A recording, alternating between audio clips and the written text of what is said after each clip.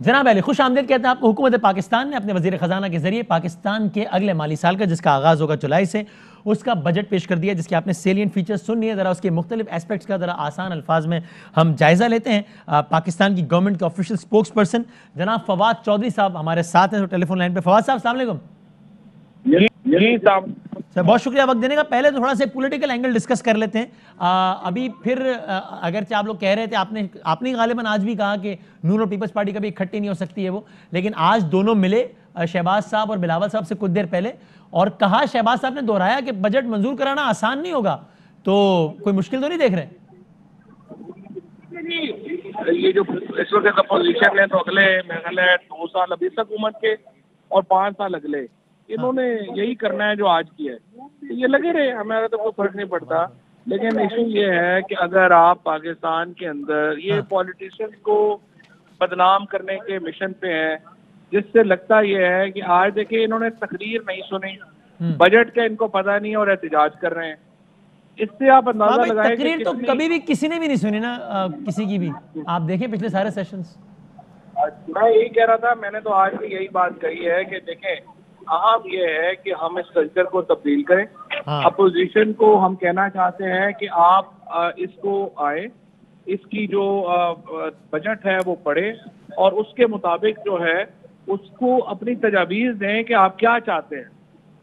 नहीं, या तो इसमें ऐसा कुछ हो, शहबाज थे भी साथ, शहबाज के उन्होंने कहा भाई या तो ऐसा हो कि सारी जमातें साथ बैठे और शॉर्ट टर्म नहीं लॉन्ग टर्म एक रिटन या कोई भी एक वर्बल एग्रीमेंट करें कि यार इस तरह की जो नौयत है, फाइनेंस बिल फला, जिसकी भी हुकूमत हो, जिसकी भी अपोजिशन हो, उसमें इस हद से आगे एहतजाज नहीं जाएगा, तो शायद कुछ बेहतरी हो। वरना जाहिर हर कोई अपने, वरना आज की अपोजिशन कहेगी कि यार तुमने भी कल हमारी तकरीर नहीं सुनी थी, आज हम तुम्हारी क्यों सुने। तो इसको या तो कोई लॉन्ग टर्म अरेंजमेंट हो। नहीं, लॉन्ग टर्म अरेंजमेंट देखें ना, कोई बात भी तो हो ना। अपोजिशन के साथ क्या मुतालबा है? सिर्फ एक मुतालबा है, हमारे केसेस खत्म कर दें। मुझे आप बताएं ये केसेस हम कैसे खत्म कर सकते हैं? या पाकिस्तान के कोई केसेस हमारे जाती तो हैं नहीं कि कोई कसास का केस है कि हम उनको माफ कर दें। ये तो पाकिस्तान के लोगों के पैसे हैं। हम कहते हैं आप पाकिस्तान के लोगों के पैसे वापस करें, आपके केस खत्म हो जाते हैं। चले ठीक है, ये एनआरओ वाली बहस हम करते रहते हैं। ठीक है, अच्छा एक और स्पेसिफिक सवाल बताइएगा कि जवाब दीजिएगा स्पेसिफिक कि लीडर ऑपोजिशन बार बार ये कहते आए हैं कि चार्टर ऑफ इकोनॉमी, आज चूंकि इकोनॉमी के हवाले से साल का सबसे मरकजी दिन आज का होता है, तो कोई ऐसी अरेंजमेंट गवर्नमेंट और अपोजिशन के दरमियान हो सकती है, अगर अपोजिशन अब तक इस पर राजी है तो, कि चार्टर ऑफ इकोनॉमी या किसी भी नाम से, कि जनाब इर्रिस्पेक्टिव ऑफ द गवर्नमेंट मईशत के इन चीजों पर जो है वो सियासत भी नहीं होगी और बड़े पैमाने पर तब्दीलियां भी नहीं होंगी, ताकि हम सस्टेनेबल ग्रोथ की तरफ जा सकें। नहीं, मेरा नहीं कहा। देखें, इकोनॉमी हर गवर्नमेंट की अपनी पॉलिसी होती है और चार्टर ऑफ इकोनॉमी वगैरह बिल्कुल ही मैं समझता हूँ ऐसे आइडियाज हैं जिनके ऊपर पॉलिटिकल नाइविटी के ऊपर मुश्तमिल है। देखिए ना, उसकी वजह यह है कि इकोनॉमिक्स के ऊपर तो पॉलिटिक्स होती है। आपने अपनी पॉलिसीज देनी है, हमने अपनी पॉलिसीज देनी है। पीपल्स पार्टी की पॉलिसी ये है कि हम सरकारी नौकरियों से इतनी देंगे कि जारी बैठ जाएंगे, हमारी पॉलिसी ये नहीं है।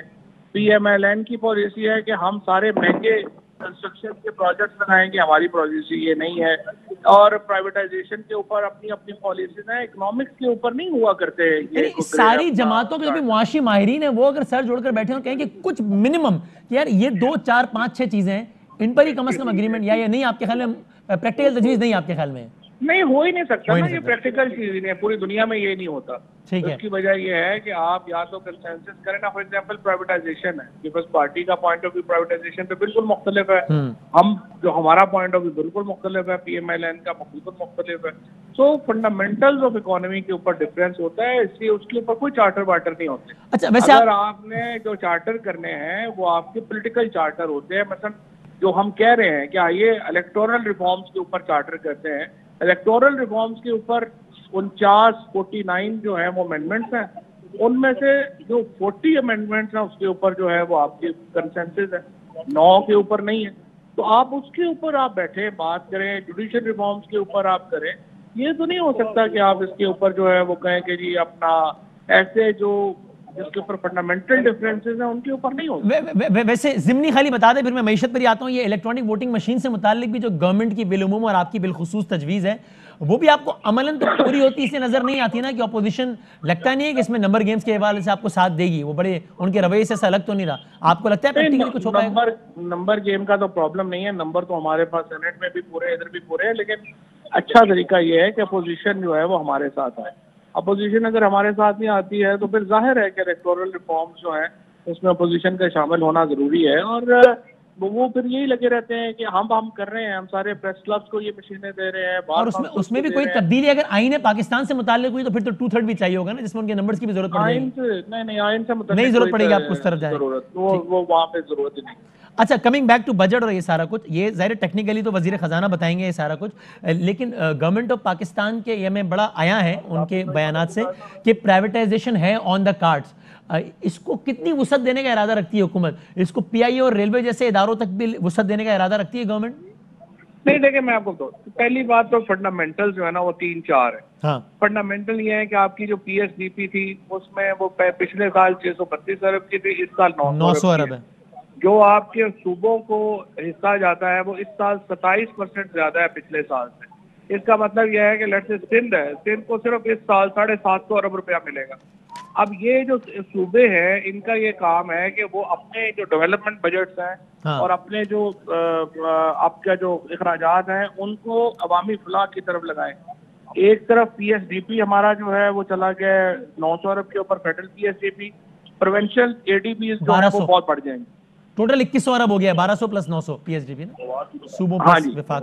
तो नहीं, लेकिन मेरा सवाल जो प्राइवेटाइजेशन से मुतालिक था कि उसमें पीआईए रेलवे वगैरह है ऑन द कार्ड इनकी प्राइवेटाइजेशन? नहीं, उसमें मैं आ रहा हूँ। नहीं, उसमें इस दफा नहीं है। उसमें प्राइवेटाइजेशन में फर्स्ट वुमेन बैंक शामिल है, कन्वेंशन सेंटर शामिल है, उसके साथ जो कुछ डिसइन्वेस्टमेंट्स करनी है वो शामिल है, और प्रॉपर्टीज की जो है वो शामिल है। पीआईए रेलवे को तो अभी तक जो है जब तक हम उसको कोई इस काबिल ना बना ले कि उसको कोई ले, उससे पहले बेचने का तो फायदा नहीं है। वैसे ये भी आपको नहीं लगता फवाद साहब, चूंकि आप बड़े खुले दिल से अपनी गवर्नमेंट की अच्छी चीज़ों को डिफेंड करते हैं और जहां कुछ खामी हो वहां आप उस पर ही बात करने से कतराते नहीं है, कि इन 3 सालों में कम से कम ही होना चाहिए था कि इन इदारों को टर्न अराउंड, नहीं दावा तो टर्न अराउंड का ही था, अभी छोड़ देते, प्रैक्टिकल बात नहीं थी वो, शायद कितने टर्न अराउंड नहीं तो कम से कम इतनी बेहतर हालत में जरूर आ गया होता कि आप इसको आगे प्रेजेंट कर सकते।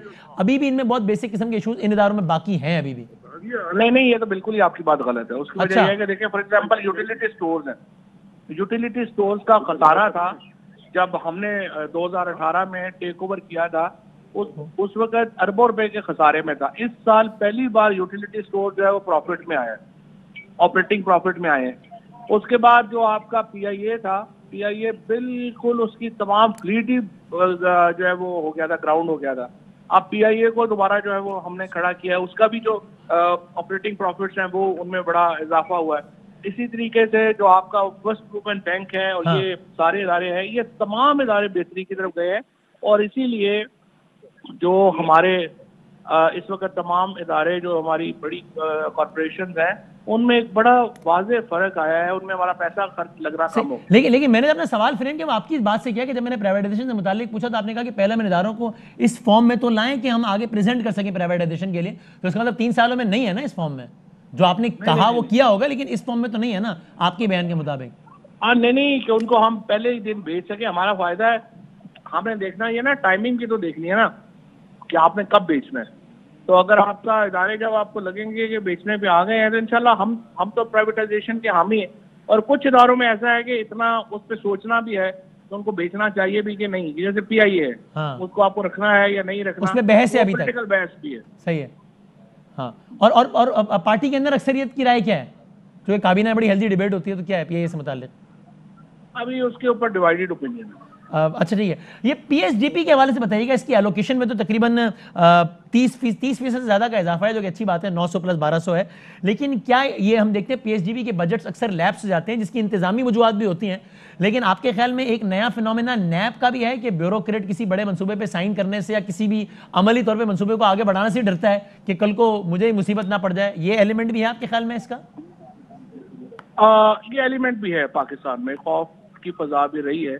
तो क्या करें इसका हल क्या है? फिर हल है, हमने जो ऑर्डिनेंस दिया है उसमें हमने यही किया है, नैब की जो अमेंडमेंट लाए हैं उसमें ब्यूरोक्रेसी को तहफ़्फ़ुज़ दे रहे हैं, बाकी इदारों को तहफ़्फ़ुज़ दे रहे हैं।